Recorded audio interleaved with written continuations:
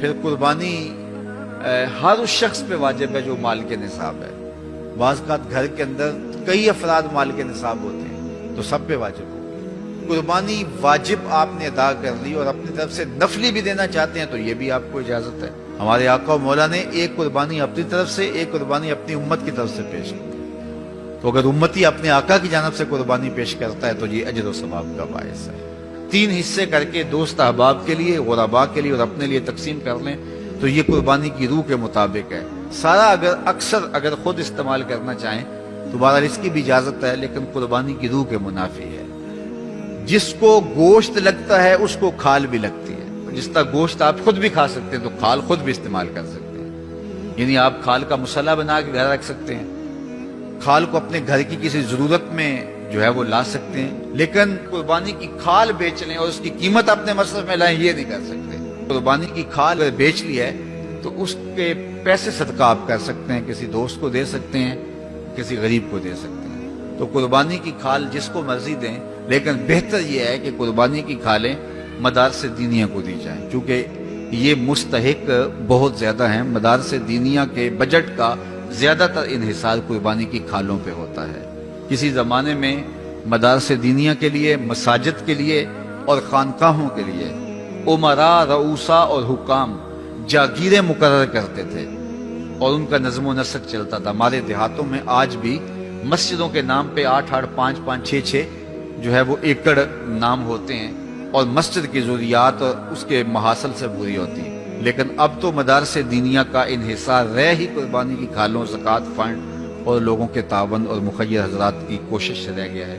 इसलिए अपने मदारस की तरफ बहुत ज़्यादा तवज्जो देने की ज़रूरत होती है और कुर्बानी की खालें कोशिश करके खुद मदारस दीनिया के अंदर पहुँचाएँ। और आपके सामने जामिअतुल मुस्तफ़ा एक ऐसी दर्सगाह इल्मी है कि जिसके फैज़ान से एक ज़माना मुतमत्ते हो रहा है और यहाँ से निकल कर अतराफ़ व अकनाफ़ आलम के अंदर जो है वो लोग फैल रहे हैं और फ़ायदा पहुँच रहा है। अल्लाह का शुक्र है, यहाँ से जाने वाले पैगाम को मुस्लिम भी कबूल कर रहे हैं और गैर मुस्लिम भी कबूल कर रहे हैं। तो ये अल्लाह का फजल है, इस पर हमें शुक्र अदा करना चाहिए। और कितने मुसलमानों की इस्लाह हुई है और कितने लोग फ़ायदे में गए हैं, तो ये एक अल्लाह ताला का बड़ा फजल है और अल्लाह ताला का बड़ा ही करम है कि कितने लोगों को यहाँ से फ़ायदा हो रहा है। और जाहिर है हम सारी ज़िंदगी तो नहीं बैठ रहेंगे, एक वक्त उम्र का, ज़िंदगी का हमने पूरा करना है, उसके बाद हमने चले जाना है, तो हमारी जगह औरों ने आना है। तो ये दारुल उलूम अगर ज़्यादा से ज़्यादा लोग पैदा करेगा तो ज़्यादा लोगों को फ़ायदा पहुँच सकता है। तो इसलिए न सिर्फ कुर्बानी की खालें बल्कि इस इदारे के साथ आपका हर तरह का ताउन दरकार है। सबसे बड़ा तावन आपका इस इदारे के साथ मोहब्बत का तावन दरकार है। आप इस मरकज से अपनी अकीदत का रिश्ता, अपनी मोहब्बत का रिश्ता जो है वो वाबस्ता करें। जिस तरह इश्क किया जाता है, प्यार किया जाता है, इस मरकज से आप प्यार करें, इस मरकज से आप मोहब्बत करें। ये मरकज हमारी अकीदतों का मामन और मस्कन होना चाहिए, चूंकि इससे बहुत सारे लोगों को फायदा हो रहा है। और गैर ईद का दिन अल्लाह के हुजूर जिक्र फिक्र में गुजारिएगा, दोस्तों से मिलिएगा, रिश्तेदारों से मिलिएगा, अच्छे खाने खाइएगा, अच्छा लिबास भी पहन लीजिएगा। लेकिन ये बात जहन में रखिएगा कि ईद नए लिबास पहनने का नाम नहीं है, ईद रंगारंग खाने खाने का नाम नहीं है, ईद अल्लाह के शुक्राने का नाम है। रब से कभी भी गाफिल नहीं होना। जब ईद के दिन सबसे मिलते हो तो रब से क्यों नहीं मिलते हो? ईद के दिन तो उनसे भी मिलते हो जो तुमसे नाराज थे। ईद के दिन उनसे भी तुम जफ्फियां लगाते हो जिनसे तुम बहुत दूर हो चुके थे। तुम कहते थे कि रस्म जमाना भी है, दस्तूर भी है, आज ईद का दिन है, आज तो गले मिलना चाहिए। तो यार दुश्मनों को भी भर भर के गले से मिलते हो, तो ईद के दिन रब से मिलने मस्जिद में क्यों नहीं जाते हो? उस दिन क्यों अल्लाह से दूर हो गए हो? तो 5 गाना नमाज का आप एहतमाम कीजिए। एक इजाफी नमाज तुम्हारे ऊपर ईद के दिन वाजिब कर दी गई है, तो उसको भी अदा कीजिए।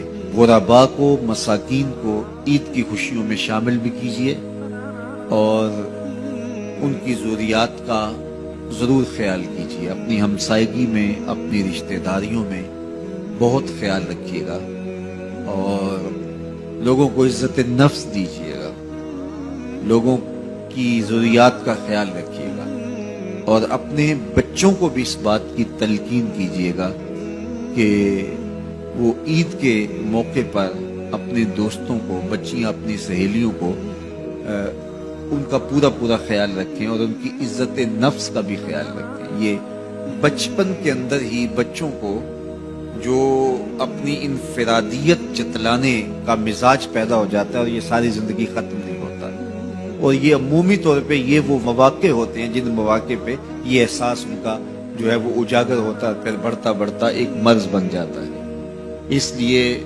बच्चों को बचपन के अंदर ही दूसरों का एहसास सिखाइए, ना कि उनके अंदर एहसास तफाखुर पैदा हो। इतदाल के साथ उनकी ज़रूरियात को पूरा कीजिए, लेकिन आपका जो अतराफ है, गिरदो पेश का माहौल है, उसका भी पूरा पूरा ख्याल रखा जाए कि बच्चे एहसास बरतरी में मुब्तला ना हो जाएं और ऐसी अमराज उनके अंदर पैदा ना हो जाए। बल्कि बच्चों को राह खुदा में खर्च करने की तरगीब दीजिए।